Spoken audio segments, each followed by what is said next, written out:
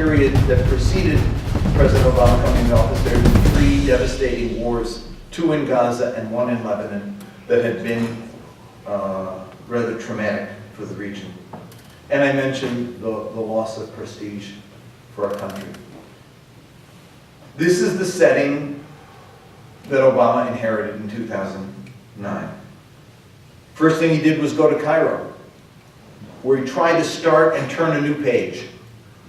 I debated many people in the day he gave the speech and the days after that on CNN and NBC and CBS and whatever. People gave him no ground at all. He was selling out America, they said. And the counter-assault began even before he had returned to the country. Gone were the days of, giving an American leader ground when he was overseas to establish himself. And so he was rebuffed on Guantanamo, rebuffed on torture, and rebuffed on trying to reach out to the Muslim world. We were stuck with the status of forces agreement that had already been signed with Iraq. We had made an agreement that we would leave at the end of 2011. I fault the administration not for leaving, because that was the agreement we reached. The Iraqis were having no renegotiation of that agreement. They wanted us out. Maliki knew he was going to be in power. He wanted to stay in power. It was going to be a manipulative game on his part in order to do it, but he knew he could manage it. But he didn't want American forces there in the country. He was staking his claim on being independent of American forces. And he succeeded because we didn't have a choice. We couldn't renegotiate. They didn't want to renegotiate. My fault, the way I fault the administration, is not for leaving, but for not taking advantage of the 2 years before we left to accomplish more. Hello and welcome to the Orange County Crosstalk Show. I'm Alex Bolourchi. I have again the pleasure to have Dr. James Zogby here, who was the keynote speaker at World Affairs Council in Orange County. And last year I remember we talked about your latest book. It was called Arab Voices. Exactly. And it was about Arabs, what Arabs really think, and how we ought to be listening to their voices. That was a wonderful and very informative presentation, as well as tonight that you gave a very in-depth speech about the Syria and Egypt the situation, and how the United States really is dealing with this situation. Or not dealing with Not dealing, exactly. Now my question was, right now lots of confusion you hear lots of different voices and signals from Washington, D.C. and from the representative, Senate, and all the other. So I was wondering, if you were going to give advice to Barack Obama about the Syrian situation, what would be the most critical thing that you wanted? It was to pay attention to the Lavrov-Kerry agreement to convene Geneva II, and to use all of the political weight and the economic power that we have to put pressure on the parties, all of the parties, the Russians, the Iranians, the Saudis, the Qataris, the Turks, etc., to convene a negotiated solution to the conflict. Secretary Kerry said as much. He said in his speech, he said our primary objective is a negotiated solution. Therefore, everything we do should be focused on that, on a negotiated solution.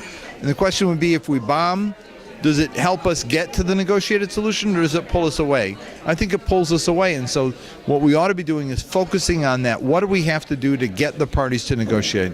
The illusions that exist, the myths about America, you will get people in Syria, just as people in Egypt say that America was on the side of the Muslim Brotherhood and we took a side and whatever, which we didn't. We just didn't know. We weren't as smart as people think we are. In Syria, this notion of us being all powerful is an equally dangerous myth. You could stop this if you wanted to, the opposition says. You could help us win if you wanted to. But let's think about what winning means. Winning means we own it, like we did in Iraq. And as I've been telling people from the beginning, we have the military might to win, but we don't have the political resolve to spend 10 years trying to manage your country. The American people would not tolerate it. I don't think they would.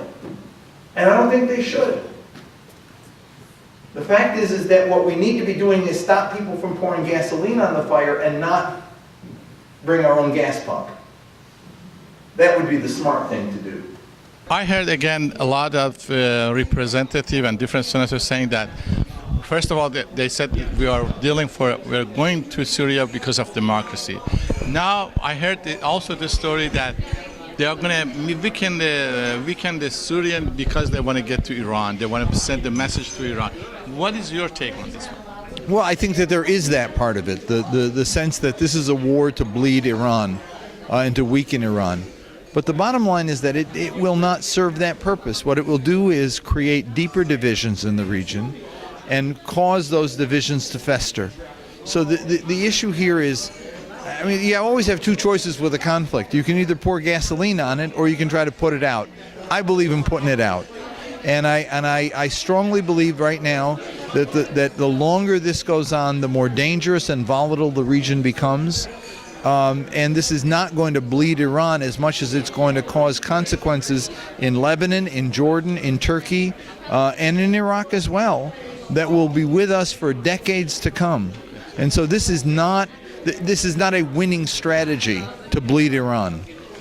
And so a negotiated solution, as Kerry and Lavrov agreed earlier this year at Geneva, is the only way to go, and we ought to be expending all of our political might, all of our resolve to get an all-party conference to negotiate that settlement. It'll be imperfect, it won't make anybody happy, but it will stop the killing, and that's what needs to happen. Understand that we do not have the role that we want to believe we have in the Middle East. We are not the all-powerful country that can resolve everything. No, John McCain, the solution to every country is not for America to declare a no-fly zone and start bombing. That's not the solution right now for America. We need to take a time out. And we need to develop, as we should have developed years ago, a strategic vision for the future. So that when we do what we do, it fits into a schema of where do we want to be 5 years from now? And then design a strategy that helps us to that goal and not keep going piece by piece by piece with, Senator such and such saying we got to bomb them and passing a resolution that we got to bomb them and then getting cornered into Libya and doing something there and then doing something in Egypt and frankly not doing anything right because we're not in a position to make it right. And it's not a sign of weakness. Being smart doesn't mean you bomb people. Being smart means you think about what you're doing and you make it make sense to you and your future. What could have been a really important debate about Syria became a farce because of hyperpartisanship. With people who had been calling on the president to bomb Syria for the last year, with the exception of John McCain, who was the only consistent one, the rest of them turned and said, we have no place in Syria. We should not be involved in this. Where 2 months ago they were calling for bombing it when the president was opposed to it. It's like, whatever position you've got, I'm going to be in the other side of it. That's not the way to run a country. If you were in the position to, let's say, give some advice to the rulers in the Middle East, what would be that? Let's reverse the situation. Put the fire out. Realize that this is not winning anything, and what it's going to do is create consequences that we'll be living with for a long time. You do not want to have Lebanon explode. You do not want to have Jordan unravel. You do not want to see a civil war in Turkey between its minority groups and the ruling government.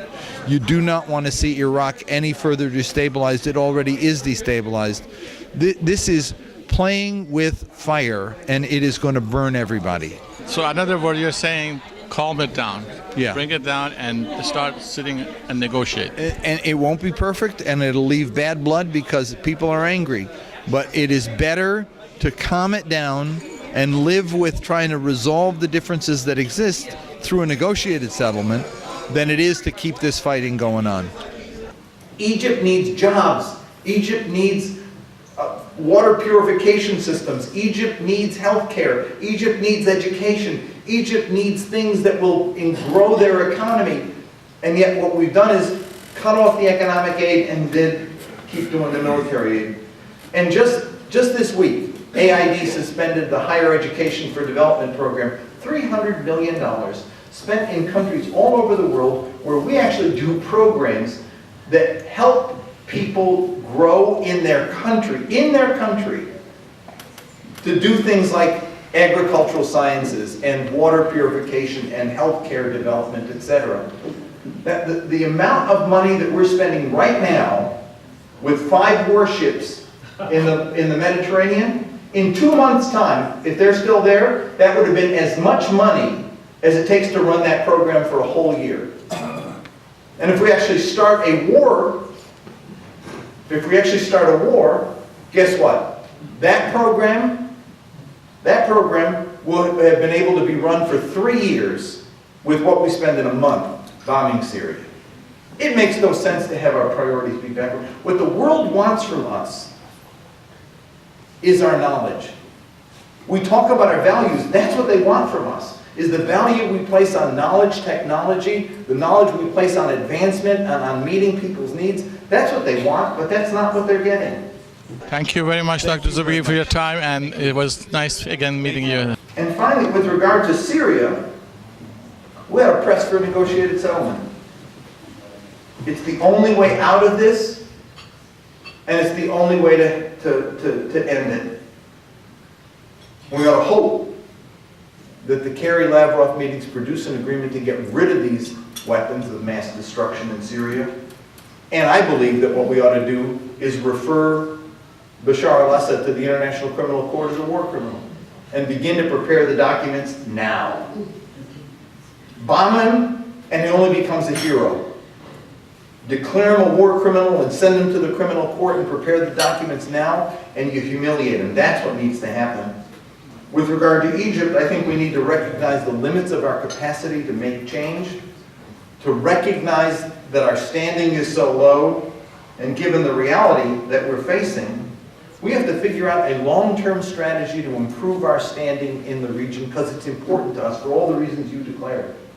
And it's to do what we do best.